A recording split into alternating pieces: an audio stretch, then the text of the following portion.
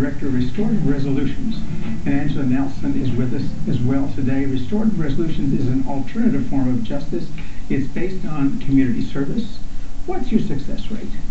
Success rate is pretty incredible. This probably is the best studied program that I've ever been around. We've had 4 major evaluations, and consistently our recidivism rate is about half that of any other form of, as you call it, punishment, whether it's jail or whether it's probation. Our clients really seem to be able to maintain sort of a positive frame of mind, and we do pretty well with our clients. I think part of it is because we have that marriage of the restorative justice model plus the making changes.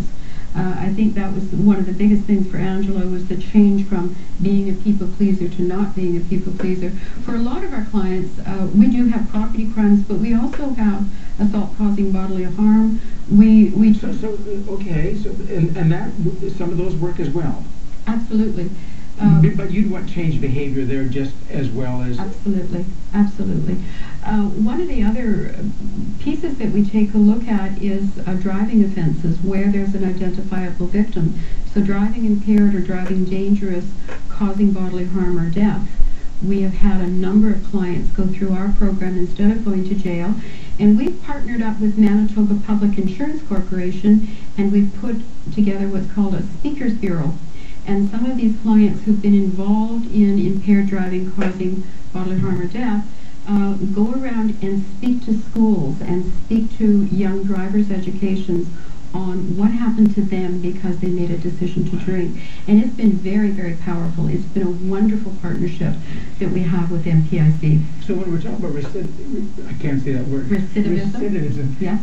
It includes these as well. I mean, you're looking at the full gamut, of the full scope of the... How many how many clients can your organization handle at one time? Is there a limit? Yes. Right now, we've had 5 probation officers. I've actually been short one for a little while, but I have another probation officer starting in May. We have 5 probation officers, myself, and an administrative person, and at any given time we have anywhere from 170 to 200 clients in our program. That's not even a small number. It's not a small number. No. Now the aspect of I know, like for Angela, it's looking at her own behavior, changing her way of looking at herself, seeing herself, being involved in the community. You've got a goal for her, or do you help? Are the clients encouraged to see themselves beyond this and in the next step, in their next? Where do they go beyond this? Where do they go after this? Angela, you're working at becoming somebody different than you were when you started this whole program. Definitely I am. I'm also in a rep program, which is I'm taking entrepreneur, where I'm learning how to be my own business owner and that kind of thing as well. So I'm developing a business plan and everything as well. And that's a program that, again, we've partnered up with the University of Manitoba with the Izzy Asper Entrepreneurship Center. It's now called the Stu Clark Center for Entrepreneurship. And we give a 13-week course to clients who've been in conflict with the law. It's taught by a businessman in the community. As a matter of fact, Doyle Buehler just won the Top Businessman of the Year award in Manitoba.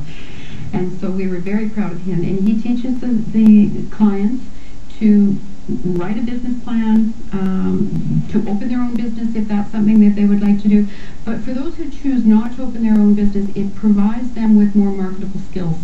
Because as you mentioned, one of the difficulties for people who have done what we call a breach of trust or stolen from their employers, we insist that they tell any new employer that that's what they've done. That's our way of being accountable to the business community. Okay, so you're not trying to hide that when going forward.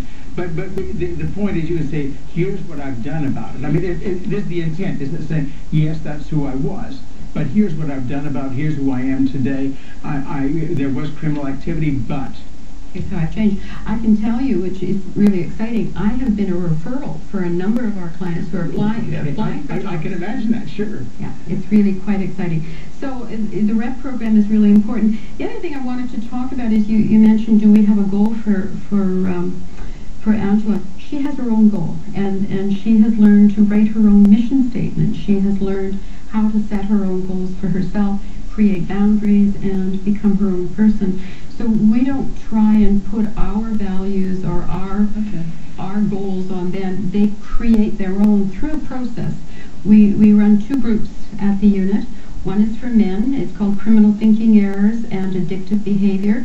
And our group is called the Moving On Group for women. And it's a very powerful group. Would you like to comment on your time with the Moving On program, what that was like for you? For sure. It was a great experience. At first, I really didn't want to go because I didn't want to be in front of people, telling them what happened and listening to other people. But as the process went on, I kept going to group, and it was nice to have other support and other people that have been through similar situations. I got to express myself. I learned about feelings.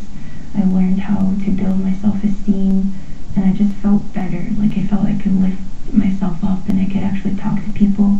I felt stronger, like I knew I could push people away and not just be told what to do. You could say no. Yes, I learned how assertively to say no, like in an assertive message. I learned how to say that.